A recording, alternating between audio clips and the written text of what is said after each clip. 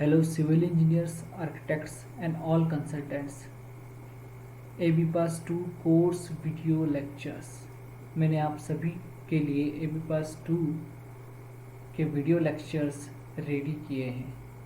इन lectures की help से आप कोई भी DCR ड्राइंग, चाहे वो रेसिडेंशियल हो या कमर्शियल हो, आसानी से बना सकते हैं। अगर इसमें आपको कोई प्रॉब्लम आती है या कोई इश्यू आता है तो आप मेरे नंबर 9770403155 पर कॉल कर सकते हैं। Including residential building and commercial building, मतलब इस कोर्स में मैंने रेसिडेंशियल बिल्डिंग की DCR ड्राइंग कैसे बनाते हैं वो भी कवर किया है और कमर्शियल बिल्डिंग की DCR ड्राइंग कैसे बनाते हैं वो भी कवर किया है। Myself, Engineer Rahul Liloria. I am a ABPAS 2 trainer and consultant, all or MP. Lecture 1 में हम कवर करेंगे बिल्डिंग बायलॉस, भूमि विकास नियम BVN and general building terms. Lecture 1 में हम जो कवर करेंगे उसकी हेल्प से हम एक बेस बनाएंगे। चाहे आपको कोई लॉस नहीं आते हो तो भी लॉ हम सीखेंगे और एक बेस बनाएंगे। उस बेस की हेल्प से हम आगे की स्टडी करेंगे। लेक्चर 2 में हम ABPAS 2 यूज़र मैनुअल स्टडी करेंगे, जो कि लेटेस्ट वर्जन है हमारा 2.37। इसके बाद लेक्चर 3 में हम क्या करेंगे की plan drafting according to registry, मतलब जो भी क्लाइंट की रजिस्ट्री होती है उसके अकॉर्डिंग कैसे की प्लान ड्राफ्ट करते हैं वो सीखेंगे। And second, site plan drafting in auto DCR format with colour code. इसके बाद हम साइट प्लान की ड्राफ्टिंग सीखेंगे, ऑटो DCR फॉर्मेट में कैसे होती है और उसमें कौन सा कलर कोड यूज़ होता है। Lecture 4, ground floor, first floor and terrace floor drafting in auto DCR format. Site plan के बाद हम लेक्चर 4 में जो सीखेंगे ग्राउंड फ्लोर, फर्स्ट फ्लोर और टेरेस फ्लोर की ड्राफ्टिंग सीखेंगे, जो कि ऑटो DCR फॉर्मेट में होगी। Lecture 5, section drafting in auto DCR format.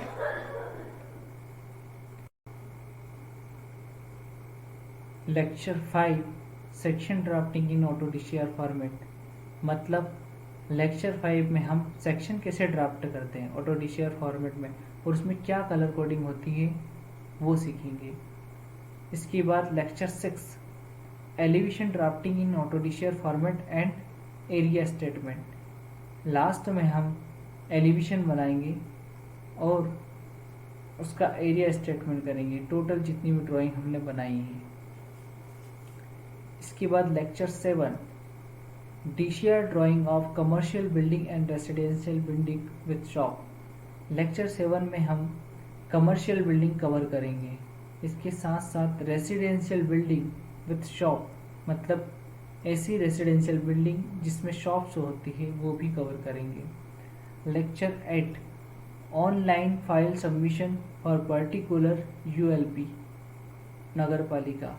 It means इसमें हम क्या करेंगे, ऑनलाइन फाइल सबमिशन कैसे करते हैं किसी भी पर्टिकुलर ULP मतलब नगर पालिका के लिए, वो सीखेंगे। देन इसके बाद lecture 9, DCR return file errors solution and online resubmission, मतलब अगर वो कोई फाइल DCR से ऑटो DCR से रिटर्न आती है और उसमें कुछ एरर रहती है, उसका सॉल्यूशन कैसे किया जाता है और फिर से उसको ऑनलाइन सबमिशन कैसे रिसबमिट कैसे किया जाता है वो सीखेंगे। तो हम स्टार्ट करते हैं हमारा लेक्चर 1, बिल्डिंग बायलॉस, भूमि विकास नियम BVN and general building terms. इसके लिए हम PDF ओपन करते हैं। ये हमारा बिल्डिंग बायलॉस है, इस PDF को हम ओपन करते हैं। इस PDF में बिल्डिंग बायलॉस और जनरल बिल्डिंग टर्म्स है। ये PDF हिंदी में भी दिया हुआ है और इंग्लिश में भी दिया हुआ है। तो हम नीचे वाला जो पार्ट है इंग्लिश वाला वहाँ से स्टार्ट करते हैं। तो मैं इसको नीचे लेके जाता हूँ थोड़ा सा, और यहाँ से इंग्लिश वाली डेफिनेशन जो है वहाँ से स्टार्ट करेंगे हम। थोड़ा और ऊपर जाते हैं, यहाँ से स्टार्ट करते हैं।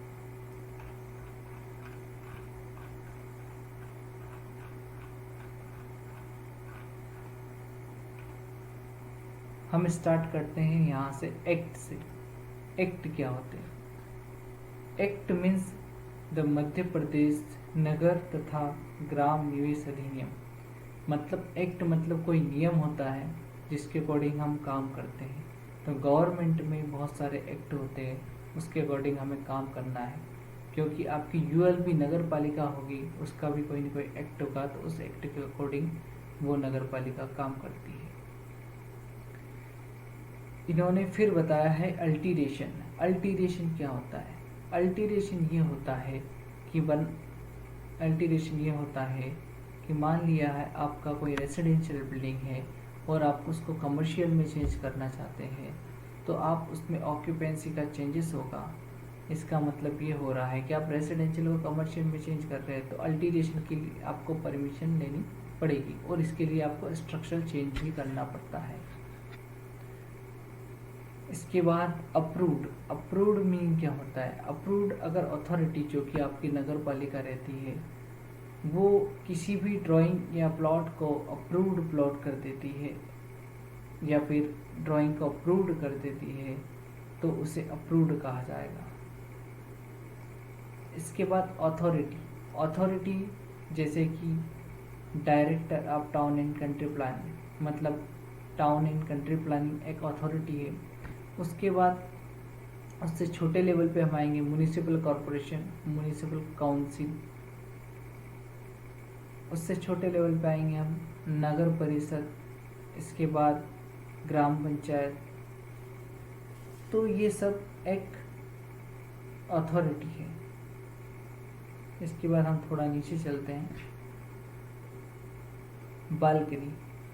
बालकनी हम समझते हैं एक हॉरिजॉन्टल प्रोजेक्शन होता है, जिसे हम इसको एक ड्राइंग में देख सकते हैं जूम करके। ये बालकनी है जो कि एक हॉरिजॉन्टल प्रोजेक्शन है, ठीक है। देन इसके बाद नीचे आते हैं हम basement. Basement below plinth level construction होता है जिसका, वो बेसमेंट होता है। अगर किसी बिल्डिंग का पार्ट बिलो प्लिंथ लेवल है तो उसे हम बेसमेंट कहेंगे। इसके बाद बिल्डिंग में क्या क्या एक्टिविटीज होती है, जैसे बिल्डिंग में इरेक्शन होता है, मतलब खाली प्लॉट पे बिल्डिंग का बनाना इरेक्शन। री इरेक्शन मतलब तोड़ के बनाना, मतलब उसको डिसमेंटल कर दिया, डिस्ट्रॉय कर दिया, उसके बाद बनाना। फिर हम नीचे आते हैं थोड़ा। बिल्डिंग हाइट या हाइट ऑफ बिल्डिंग क्या होता है, इसे समझने के लिए हम ड्राइंग देखते हैं यहाँ से। तो सेक्शन देखेंगे, यहाँ पर ये ग्राउंड लेवल दिखाई दे रहा है और एक ये लाइन है 6.95 मीटर का। अब हम क्या करेंगे, जूम करते हैं थोड़ा सा, और ये जो लेवल है एक एल एंटर करते हैं, लाइन लेते हैं यहाँ से यहाँ तक, इस पॉइंट तक। तो ये टेरेस का टॉप लेवल है, ये वाला पॉइंट है जो, तो इस पॉइंट तक की हाइट होती है जो कि ग्राउंड लेवल से मेजर होती है, इसे हम बिल्डिंग हाइट बोलते हैं।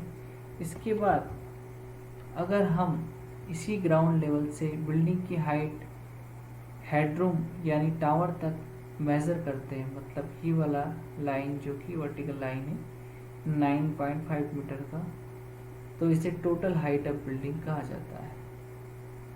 इसके बाद हम थोड़ा नीचे आते हैं। बिल्डिंग लाइन क्या होता है, बिल्डिंग लाइन को समझते हैं। तो यहाँ पर हम ड्राइंग में जाते हैं, तो यहाँ पर एक लाइन बनाया हुआ है, यहाँ पर ये 96 नंबर का एक लाइन है, इसे बिल्डिंग लाइन बोलते हैं। इस लाइन के बाद अब यहाँ पर कोई भी कंस्ट्रक्शन नहीं कर सकते हैं। इसके बाद यहाँ पर आता है छज्जा। तो छज्जा एक स्लोपिंग हॉरिजॉन्टल स्ट्रक्चर होता है। अगर इसको देखें हम, ड्राइंग में, तो ड्राइंग में यहाँ पर देखने पता लगेगा। जैसे विंडो है तो विंडो के ऊपर ही छज्जा, सनशेड बोलते हैं, छज्जा लगा होता है। इसके बाद चिमनी। चिमनी हम डिस्कस ऐसे करेंगे कि एक अपराइट शाफ्ट होता है जो कि किचन में लगाया जाता है। फिर चौक या कोर्टयार्ड। चौक या कोर्टयार्ड क्या होता है? तो चौक या कोर्टयार्ड एक आंगन होता है, आंगन बोल सकते हैं, मतलब ओपन टू स्काई बिल्डिंग में कुछ जगह छोड़ना।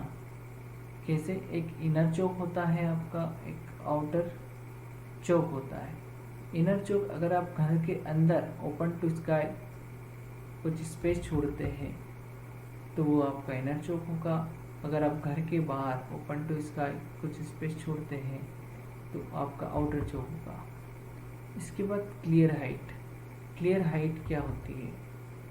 इसके लिए हम ड्राइंग में चलते हैं। ड्राइंग में सेक्शन देखते हैं तो ये जो 3.10 का लाइन है, ये हाइट दिख रहा है, ये आपका क्लियर हाइट है। मतलब यहाँ पर ये वाइट टाइल्स लगी है, इसका टॉप सरफेस और सीलिंग या स्लैब का बॉटम सरफेस, ये क्लियर हाइट कहलाता है। इसे रूम हाइट के नाम से भी जानते हैं। कोड। कोड कौन से होते हैं? नेशनल बिल्डिंग कोड होता है, इंडियन स्टैंडर्ड कोड होता है, तो डिफरेंट टाइप के कोड्स होते हैं। इसके बाद conversion.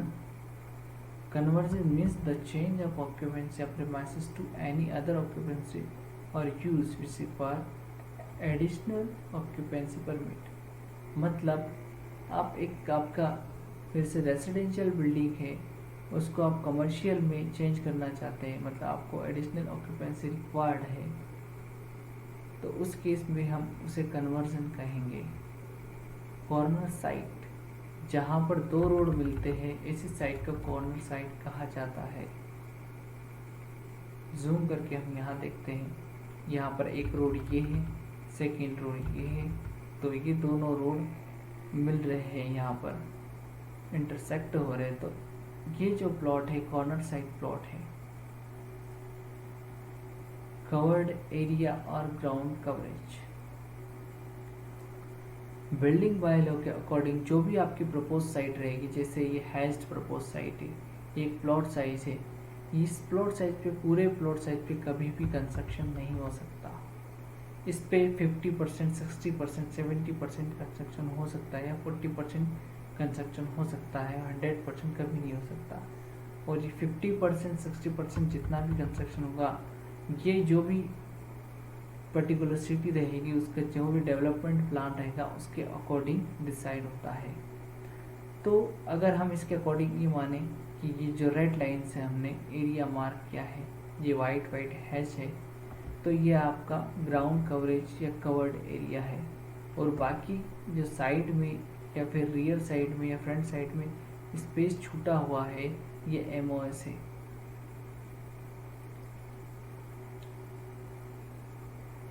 cul-de-sac. Cul-de-sac means a lane, one end of which terminates as a dead end, providing no further access. इसका मतलब ये हुआ है, मान लेते हैं आपका एक प्लॉट है, 107 नंबर का एक प्लॉट है, और यहाँ पर एक रोड जा रहा है, ठीक है।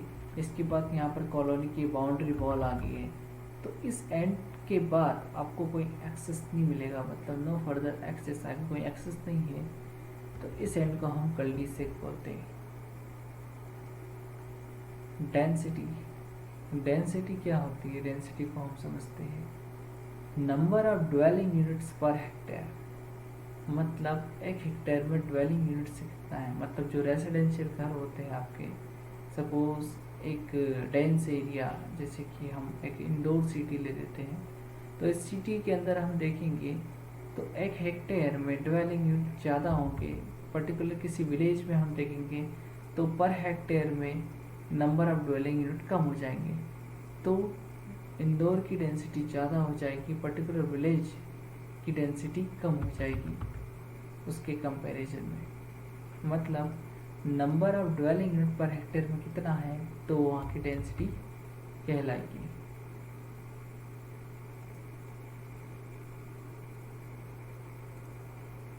इसके बाद हम नीचे चलते हैं यहाँ से।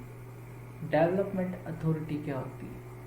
डेवलपमेंट अथॉरिटी वही होती है, टाउन एंड कंट्री प्लानिंग एक डेवलपमेंट अथॉरिटी है, म्युनिसिपल कॉर्पोरेशन डेवलपमेंट अथॉरिटी है। इसके बाद ड्रेन और ड्रेनेज क्या होता है? ड्रेन हम देखें इसके अकॉर्डिंग, इस डेफिनेशन के according, all fittings, equipments, manhole, inspection chambers, roads, traps, gullies, ये सब ड्रेन होते हैं। ड्रेनेज मतलब removal of any liquid by system constructed for this purpose. अगर किसी लिक्विड का रिमूवल करते हैं किसी सिस्टम के थ्रू तो ड्रेनेज कहलाता है। इसके बाद ड्वेलिंग यूनिट क्या होता है? Dwelling unit means an independent dwelling unit with separate facility for living, cooking and sanitary requirement. मतलब जो आपका घर होता है, हाउस होता है, जिसमें लिविंग की फैसिलिटी होती है, कुकिंग मतलब किचन होता है, सैनिटरी रिक्वायरमेंट्स ये सब होता है, तो वह ड्वेलिंग यूनिट कहलाता है। कोई स्कूल कॉलेज जो डे केयर पर्पज से यूज होते हैं वो कोई ड्वेलिंग यूनिट नहीं होता है। एग्जिट मीन्स ए पैसेज, इसे हम समझते हैं डायग्राम में, यहाँ पर ड्राइंग में देखते हैं थोड़ा सा, इसको जूम करते हैं तो यहाँ पर एक लाइन बनाया है मैंने 84 से, ये एग्जिट है क्योंकि ये पर्टिकुलर ये जो ड्वेलिंग यूनिट है, ये एरिया जो सिलेक्टेड एरिया है ड्वेलिंग यूनिट, इस ड्वेलिंग यूनिट के अंदर जाना तो एग्जिट, एक डोर लगाया एग्जिट है, ठीक है। अगर आपके पास कमर्शियल बिल्डिंग है तो उसमें एक से ज़्यादा एग्जिट होगी और सभी एग्जिट का डिस्टेंस मैक्सिमम 30 मीटर हो सकता है, इससे ज़्यादा नहीं हो सकता है। फार्म हाउस जो रूल नंबर 17 को फॉलो करता है, मतलब इसके अकॉर्डिंग आपको एरिया ज़्यादा रिक्वायरमेंट लगेगा फार्म हाउस के लिए। फ्लोर मीन्स एक नॉर्मल फ्लोर भी होता है, इसके बाद एक मेज़नाइन फ्लोर भी होता है। एक फ्लोर हम टर्म समझते हैं ग्राउंड फ्लोर, फर्स्ट फ्लोर, इसके अलावा दूसरा होता है मेज़नाइन फ्लोर, मतलब एक इंटरमीडिएट फ्लोर होता है। इसको ऐसे समझ सकते हैं हम सेक्शन में कि मान लिए आपका ग्राउंड फ्लोर है, ये ऊपर आपका फर्स्ट फ्लोर है, सपोज इसका हाइट 15 फीट है तो 7.5 फीट पे एक मेज़नाइन फ्लोर होता है, तो उस फ्लोर को हम मेज़नाइन फ्लोर बोलते हैं। जब ग्राउंड फ्लोर फर्स्ट फ्लोर का डिस्टेंस लगभग मिनिमम 15 फीट हो, उस केस में हम मेज़नाइन फ्लोर प्रोवाइड करते हैं। नीचे चलते हैं यहाँ से। फ्लोर एरिया रेशियो को समझने के लिए अभी सिर्फ हम उसकी डेफिनेशन समझेंगे। जो भी टोटल बिल्ट अप एरिया होता है बिल्डिंग का, अगर उसे हम टोटल प्लॉट एरिया से डिवाइड कर दें तो एक क्वेश्चन मिलता है, मतलब फैक्टर मिलता है, जिसे हम फ्लोर एरिया रेशियो कहते हैं। इसको ऐसे समझते हैं यहाँ से ड्राइंग में, मान लिया ये ग्राउंड फ्लोर का बिल्ट अप एरिया है सपोज, ठीक है, 75 यहाँ का ग्राउंड फ्लोर का बिल्ट अप एरिया है स्क्वायर मीटर में, और फर्स्ट फ्लोर का लगभग 100 है, 100 स्क्वायर मीटर। तो ग्राउंड फ्लोर और फर्स्ट फ्लोर दोनों एरिया को हम ऐड करेंगे तो 175 आएगा, तो टोटल बिल्टअप एरिया हो जाएगा आपका 175। अगर हम इसे प्लॉट एरिया से डिवाइड करते हैं, मान लिया प्लॉट एरिया है आपका 100, तो 175 डिवाइड बाय 100, तो फैक्टर मिलेगा आपको 1.75। मतलब इस केस में जो कंज्यूम्ड FAR फैक्टर आएगा 1.75 आएगा। जो फ्लोर एरिया रेशियो ये डिसाइड होता है आपके डेवलपमेंट प्लान से। हर सिटी का डेवलपमेंट प्लान अलग होता है, उसके according floor area ratio decide होता है। और ये हम कैसे देखेंगे, इसके लिए एक वेबसाइट है, उससे हम फाइंड आउट करेंगे।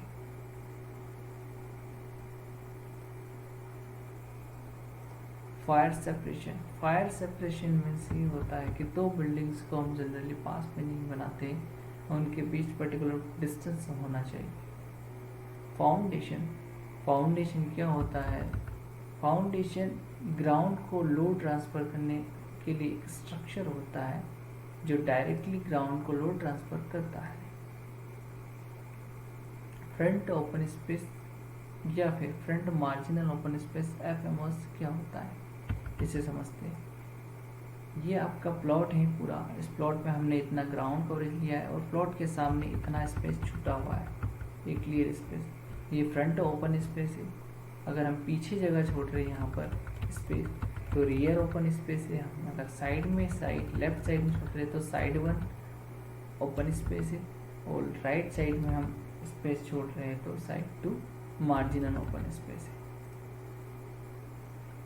ग्राउंड लेवल वही लेवल होता है जो आपका नेचुरल ग्राउंड लेवल होता है।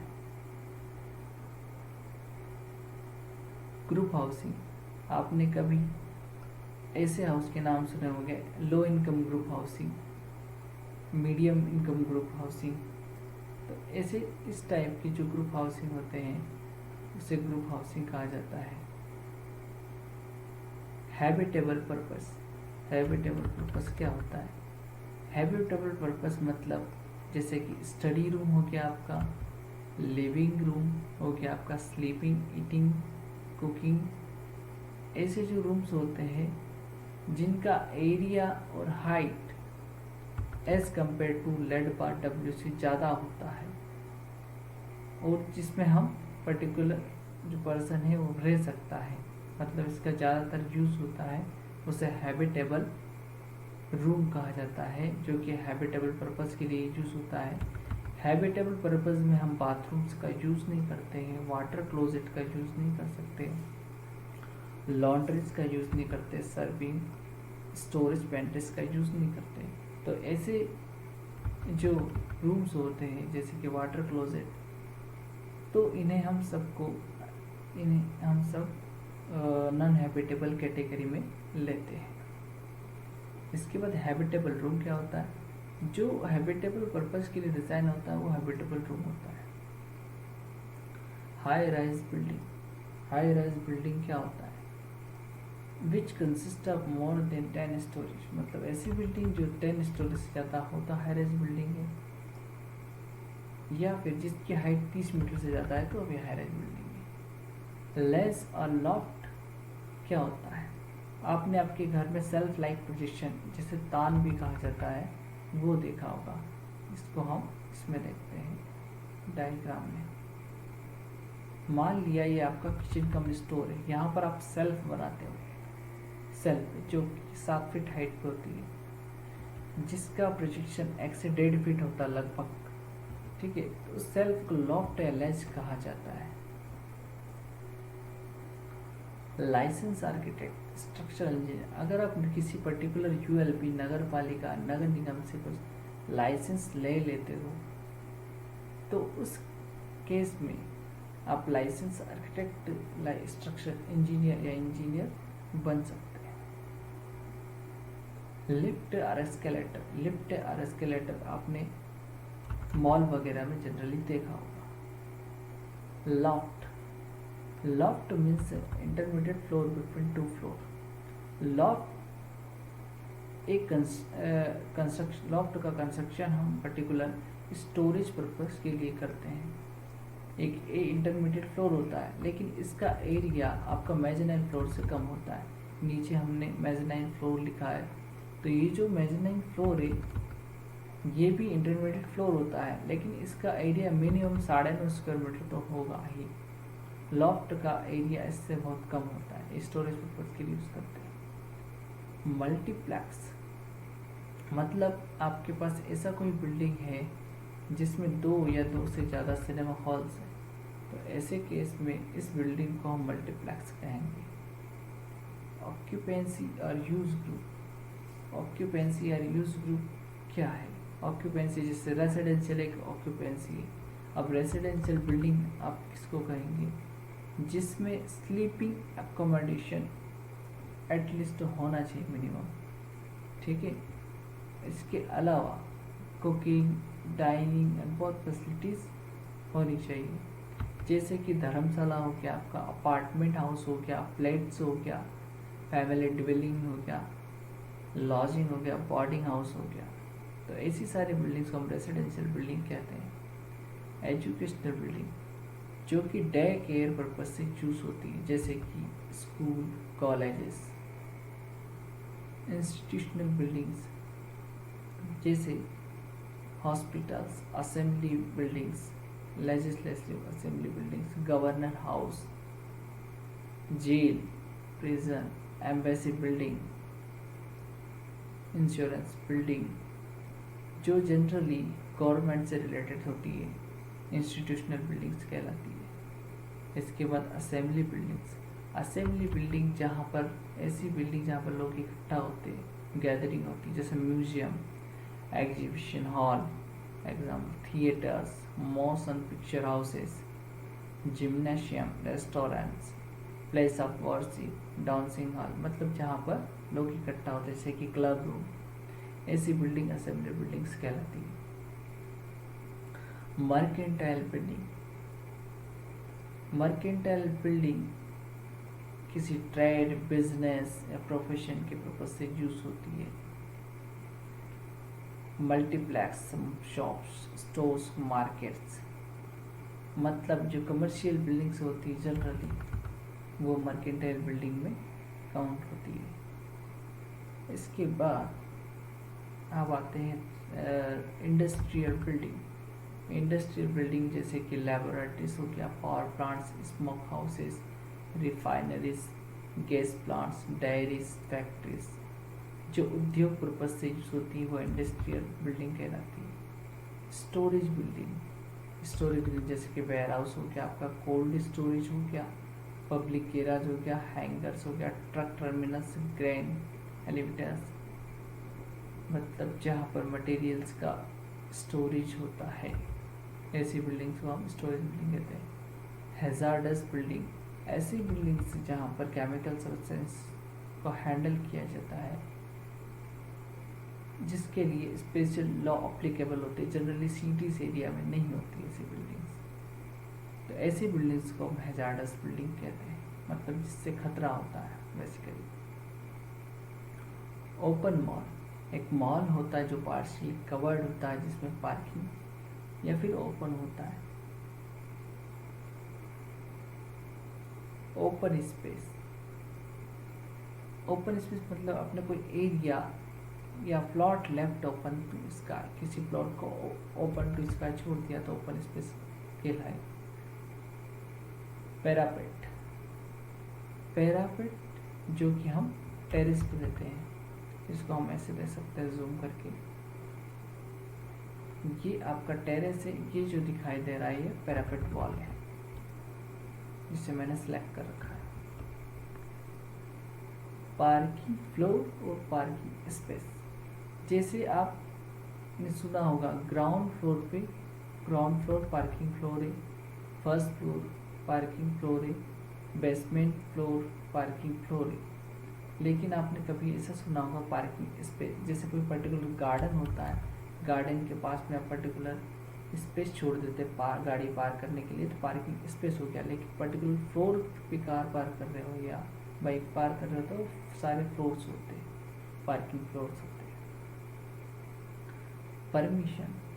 परमिशन मतलब जो भी अथॉरिटी देती है आपकी नगर पालिका, नगर निगम, अगर किसी बिल्डिंग को बनाने की परमिशन दे देती है तो फिर उसे हम परमिशन कहते हैं। प्लिंथ और प्लिंथ एरिया में क्या डिफरेंस है? इस सेक्शन में ये जो पार्ट दिख रहा है आपका, जो मुरम से फिलिंग है, ये वाला इतना पार्ट, जैसे प्लिंथ बोलते हैं, इसके ऊपर जितना भी एरिया आपको मिलता है उसे प्लिंथ एरिया कहते हैं। पोडियम क्या होता है? Podium is over ground covered parking space which may be built over and beyond the permission ground coverage। मतलब आपके पास एक ग्राउंड कवरेज परमिसिबल है मान लिया 60%, उसके बाद भी आप over ground covered parking space cover करते हैं तो उसे उस फ्लोर को पर्टिकुलर पोडियम बोलते हैं हम। इसे एक स्टिल्ट फ्लोर के नाम से भी जाना जाता है। पोर्च। पोर्च को हम समझते हैं कैसे? Porch means a space that may be covered by cantilever projection or simply supported structure at lintel level or slab level. तो यहाँ पर हम प्लानिंग में देखेंगे ये जो पार्किंग इसका जो हाइट है 2.5 है, तो ये पोर्च है, इसका जो हाइट है लगभग 7 फीट है, 7 फीट 6 इंचेस लिंटल लेवल तक होता है। प्राइवेट गैराज मतलब खुद का गैराज होता है, पब्लिक गैराज मतलब पब्लिक भी जिसे यूज कर सकती है। रियर ओपन स्पेस या रियर मार्जिनल ओपन स्पेस हम पढ़ चुके। प्लॉट के पीछे अगर हम देखेंगे जितना भी ग्राउंड कवरेज होता है उसके पीछे जो जगह रहती है उसे हम रियर ओपन स्पेस बोलते हैं। ये वाला जो स्पेस दिख रहा है इसे रियर ओपन स्पेस बोलते हैं। रूम हाइट जो कि हम क्लियर हाइट में पढ़ चुके हैं। रो हाउसिंग, रो टाइप बिल्डिंग क्या होता है और सेमी डिटेच बिल्डिंग क्या होता है, इसे हम देखते हैं। मान लिया आपके पास एक रेक्टेंगल है, ये एक प्लॉट है, इसके बाद इस प्लॉट में हम इतना ग्राउंड कवरेज करते हैं, इसको रेड कलर से हाईलाइट कर देते हैं। तो फ्रंट में जितना भी ओपन स्पेस है तो ये आपका ग्राउंड कवरेज पूरा नहीं, फ्रंट में ओपन स्पेस है, तो इसे रो हाउस की रो टाइप बिल्डिंग कहा जाएगा। अगर मान लिया हमने इसको कॉपी किया और इसके पास में एक और बिल्डिंग है जिसमें पीछे से भी एमओएस छुटा हुआ तो भी रो टाइप कहा जाएगा। मान लिया इसी का हमने कॉपी किया और इसी बिल्डिंग में साइड से भी स्पेस छूटा हुआ है, मतलब साइड एमओएस है, फ्रंट एमओएस भी है, रियर भी है, साइड भी है, तो सेमी डिटेच कहा जाएगा। अगर इसी को हम कॉपी कर लेते हैं, साइड टू से भी एमओएस छोड़ देते हैं, इस बिल्डिंग को हम सेमी डिटेच बिल्डिंग कह रहे हैं। मतलब बिल्डिंग की जो कैटेगरी है उसमें रो टाइप बिल्डिंग आती है, फिर आती है सेमी डिटेच बिल्डिंग आती है, फिर आती है आपकी डिटेच बिल्डिंग आती है। ये तीनों कैटेगरी की बिल्डिंग की परमिशन हमें दिलवानी होती है और ऑनलाइन सबमिशन में पुट करनी होती है। सैंक्शन प्लान वो होता है जो प्लान सैंक्शन हो जाता है, जिसे अथॉरिटी सैंक्शन कर देती है। सर्विस फ्लोर, सर्विस फ्लोर जैसे कि सर्विस होती है लाइक इलेक्ट्रिसिटी होती है, sewage, water supply, drainage, air condition lines, ऐसे फ्लोर्स जहाँ से सारा मेंटेनेंस होता है इलेक्ट्रिसिटी का, सीवेज का, वाटर सप्लाई का, तो ऐसे फ्लोर्स को हम सर्विस फ्लोर कहते हैं। Service lane means a road lane provided at the rear or side of plot for service purpose. मतलब अगर आप इसको देखेंगे,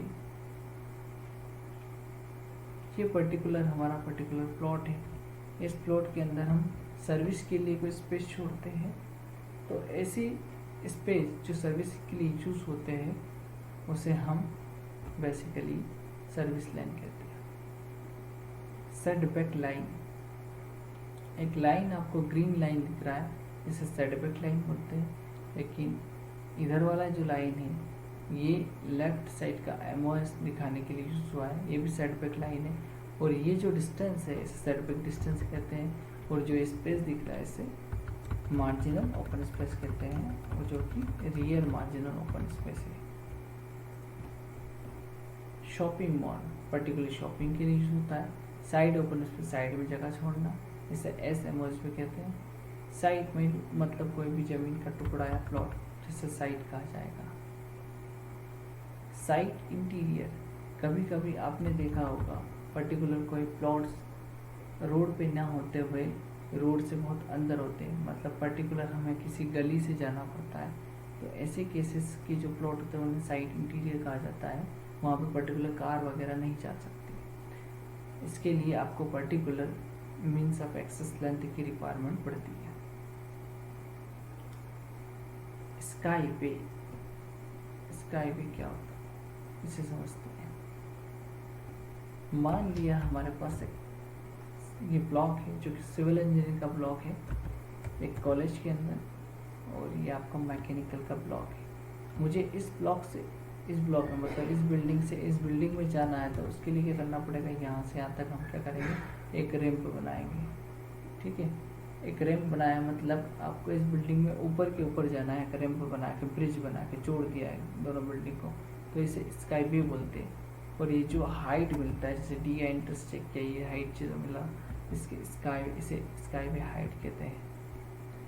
इसके बाद स्टोरी आप 2 फ्लोर को मिला के बनती है, ग्राउंड फ्लोर फर्स्ट फ्लोर मिला के एक स्टोरी बनेगी। स्ट्रीट मतलब कोई पर्टिकुलर रोड होता है उसे स्ट्रीट कहते हैं हम। स्ट्रीट का लेवल मतलब रोड का लेवल कितना है उसे रोड का स्ट्रीट लेवल कहते हैं, सॉरी। और इसके बाद स्ट्रीट लाइन मतलब पर्टिकुलर रोड का ब्रेड्थ कितना है। सबवे क्या कहलाता है, सबवे अगर आप पर्टिकुलर किसी ब्रिज के नीचे से जा रहे हैं, मतलब constructed under the ground for the movement of pedestrian और व्हीकल्स और वॉक, मतलब जो ब्रिज के नीचे से जो भी रास्ते होते हैं वो सबवे कहलाते हैं। टू अबट मतलब किसी प्लॉट या फिर किसी लैंड का या फिर किसी बिल्डिंग का रोड से जस्ट टच होना, किसी पर्टिकुलर मतलब सटे हुए होना उससे, तो उसे टू अबट बोलते हैं। टू इरेक्ट बिल्डिंग, इसका मतलब ये होता है आपके पास कोई खाली जगह पड़ी या फिर कोई प्लॉट बना है तो उसे हम टू इरेक्ट बोलेंगे।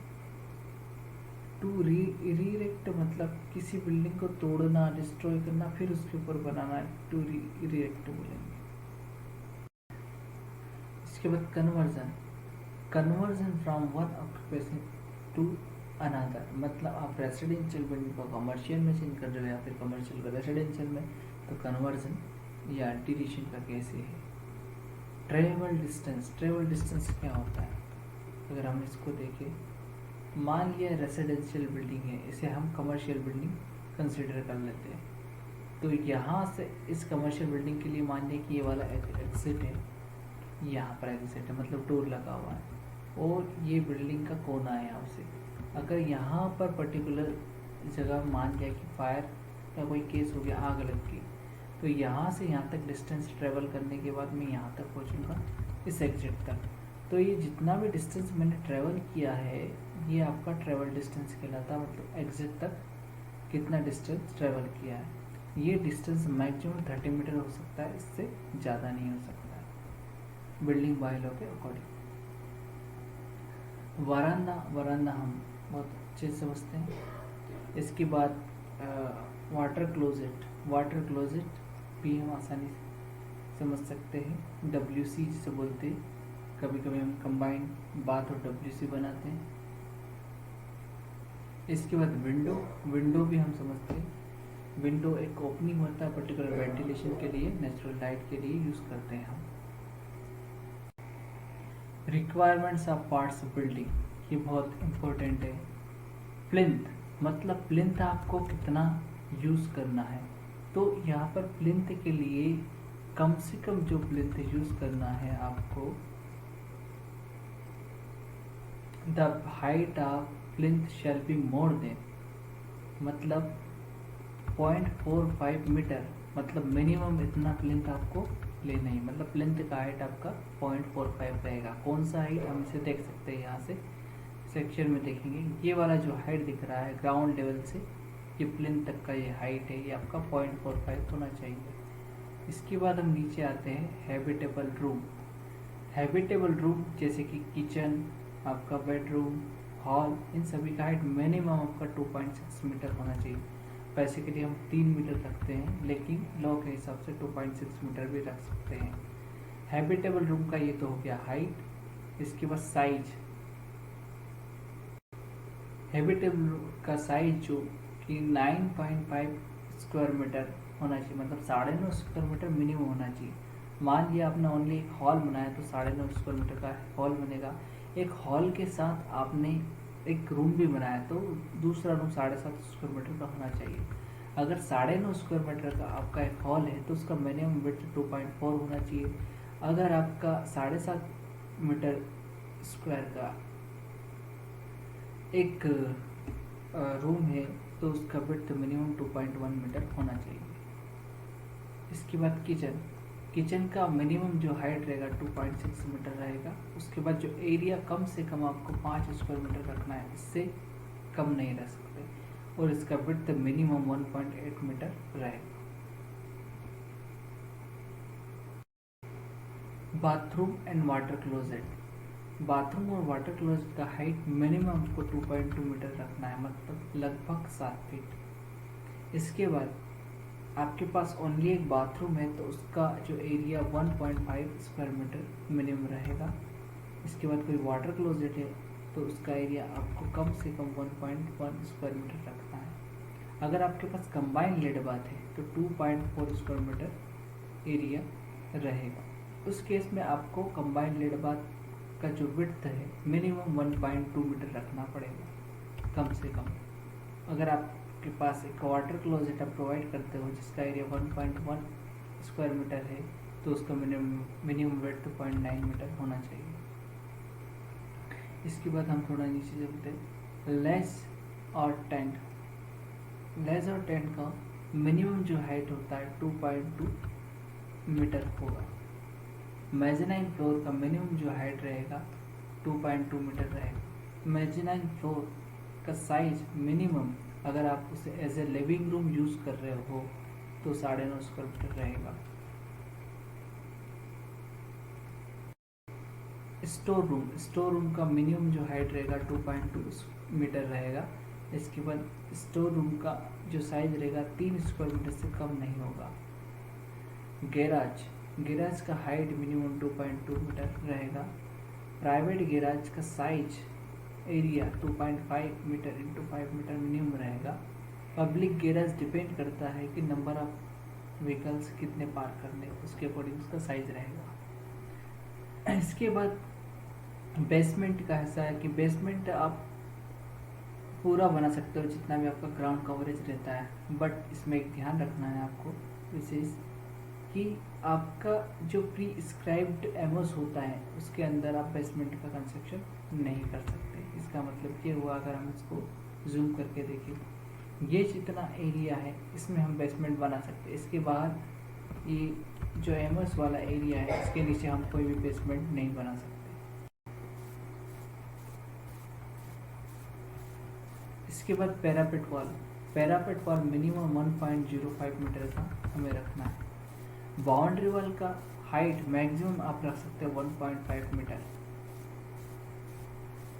Septic tank minimum width of septic tank का 750 mm या 75 सेंटीमीटर या 0.75 मीटर रख सकते हैं। डेप्थ कम से कम आपको 1 मीटर रखना पड़ेगा। इसके बाद लेंथ टैंक का, जो कि सेप्टिक टैंक होता है, 2 से 4 गुना किसका रख सकते हैं आप, विड्थ का। मतलब आपका सपोज 1 मीटर का विड्थ है, डायमेंशन है, विड्थ है सेप्टिक टैंक का, तो आप 2 से 4 गुना उसका विड्थ रख सकते हो। डेप्थ आपको मिनिमम 1 मीटर रखना पड़ेगा। इसके बाद हम थोड़ा नीचे चलते, स्टेयरकेस का डिस्कशन करते। स्टेयरकेस में मिनिमम जो विड्थ, अगर आप रेजिडेंशियल बिल्डिंग यूज़ कर रहे हैं तो 0.85 मीटर इसका विड्थ होना चाहिए। अगर आप अदर बिल्डिंग यूज़ कर रहे हैं जैसे कि पब्लिक बिल्डिंग, होटल्स, तो 1.5 मीटर कम से कम विड्थ रखना है। Minimum trade for residential building 25 centimetre और फॉर कमर्शियल बिल्डिंग 30 सेंटीमीटर। मतलब रेजिडेंशियल बिल्डिंग के लिए 25 सेंटीमीटर ट्रेड रखेंगे और कमर्शियल बिल्डिंग के लिए 30 सेंटीमीटर। मैक्सिमम राइजर आप 17 सेंटीमीटर रख सकते हैं रेजिडेंशियल बिल्डिंग में और 15 सेंटीमीटर रखते हैं आप कमर्शियल बिल्डिंग में। हेडरूम मिनिमम आपका 2.2 मीटर है। हेडरूम क्या होता है, जैसे कि ये सेक्शन है तो एक लाइन है, हेडरूम हाइट है। मतलब जब आप स्टेयर्स पे चढ़ते हो, असेंडिंग ऑर्डर में होते हो, तो आपका सिर स्लैब से नहीं टकराना चाहिए। मतलब क्लियर हेडरूम आपको मिनिमम 2.2 मीटर का मिलना चाहिए। इसके बाद थोड़ा नीचे आते हैं हम, लाइटिंग और वेंटिलेशन।